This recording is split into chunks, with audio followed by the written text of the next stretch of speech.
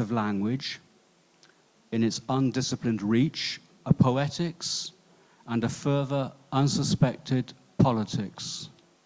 Poetics and an unsuspected politics. It is this critical interval that holds open a critical space which runs through, alongside, and beyond, so heterotopic, through, alongside, and beyond the immediate pragmatics of time and place. So the veracity or the truth of the image is now to be located elsewhere. It is no longer simply a support, mimesis, or realism for narration. The image itself becomes a narrating force. Image itself becomes a narrating force. There are not images of life, but images as life, a life already imagined, activated, and sustained in the image. There is not first the thought and then the image. The image itself is a modality of thinking. It does not represent, but rather provokes and proposes. Does not represent, provokes and proposes thought.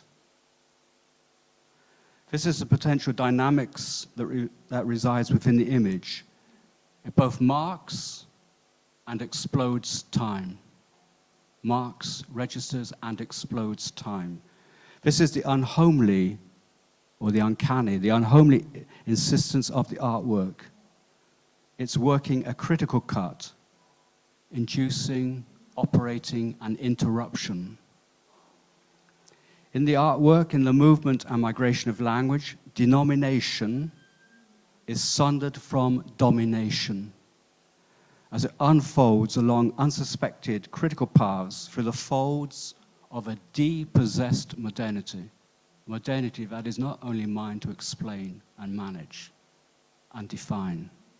A depossessed modernity. So we have traveled with the ontological challenge of the sea to the critical cut of the artwork. Both evoke an interruption that carries us beyond the securities of territorial imperatives.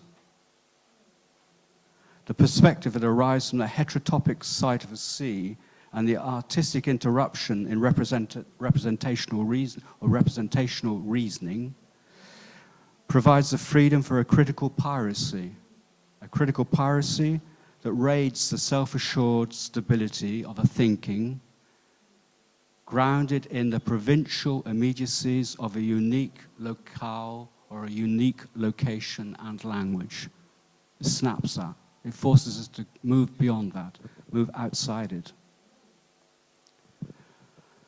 This is to suggest an idea of history, which is profoundly indebted, again, to Walter Benjamin, to his critical work, an idea of history in which knowledge, sustained by the search for new beginnings, proposes history not from a stable point of view, but via a movement in which the historian emerges not as a source, but as a subject who can never fully command nor comprehend his or her language. So we are called upon to navigate in languages, currents, and conditions not of our own making. So this idea we're inside languages which we cannot fully reduce to our point of view. We're not fully rendered transparent to our desire, to our needs. So the idea here, which I think is quite important, is also, I know the Otterliff group talk a lot about this idea of the right to opacity. So to think about also what emerges here beyond the confines of our understanding, our sense of who we are, of our sense of what is our modernity, the potency of the unsaid, of the unsayable within our terms, but maybe spoken in a different way through sound, through a body, of a sense that insists on the right to opacity and the refusal to appear before our eyes. That interval that cuts our accounting of time, and this is a point I really want to underline, that interval that cuts our accounting of time with other times, other voices, other lives. So in this interval, this cut this interruption, a past comes to meet us from the future. A past comes to meet us from the future. To interrupt, interrogate our telling of the present. So this is also what might be called a post-humanist confirmation, that what we see does not commence from the eye of the subject. The world does not commence from each of us, but rather arrives from the external light of the world that strikes it.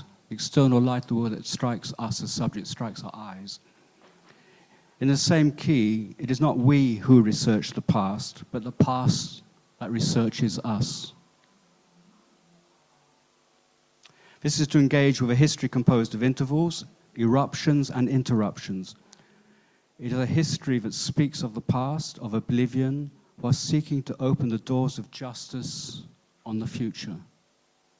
Seeking to open the doors of justice on the future.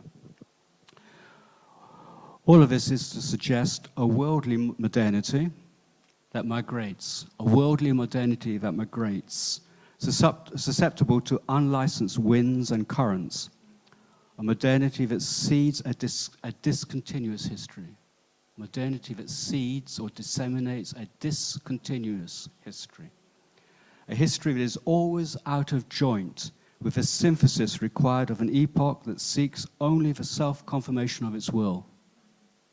Always out of joint with that, always exceeding it, preceding and exceeding it, disrupting it, disturbing it.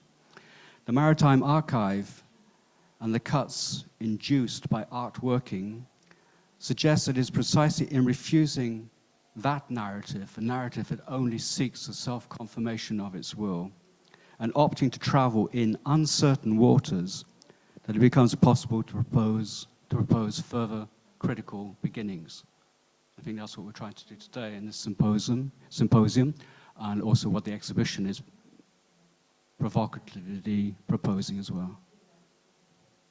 Okay? Thank you.